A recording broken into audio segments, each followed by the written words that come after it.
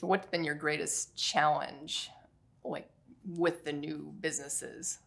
Figuring it out.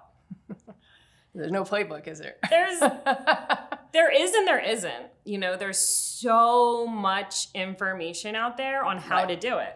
So you could start anything you want, anything. And there's somebody out there that'll tell you for free on YouTube how to do it, or sell you their course, or, you know, you could go on somebody's website and just look at what they did and figure it out from there, you know, kind of like deconstruct the pattern.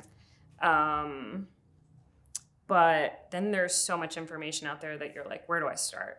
So it's almost information overload. So for me, my biggest challenge was just like actually doing it. I have this thing, I'm sure a lot of people know it as like imposter syndrome.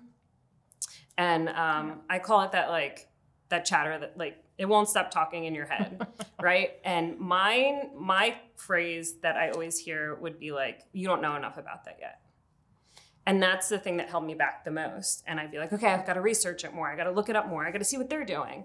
And then you start seeing what other people are doing. And then you're comparing yourself to them. And comparison is like, what do they say is like the killer of productivity or yeah, something like that. Comparison is the destroyer of joy or something. The destroyer of joy.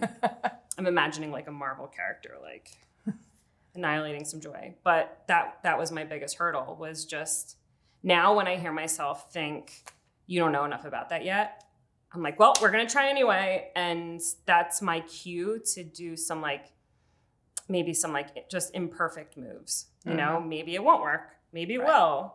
But I'll figure it out along the way. And I think figuring it out along the way is so much more useful than reading 4 blog posts about it or watching another training for the 3rd time because it just didn't quite stick the first time, you know?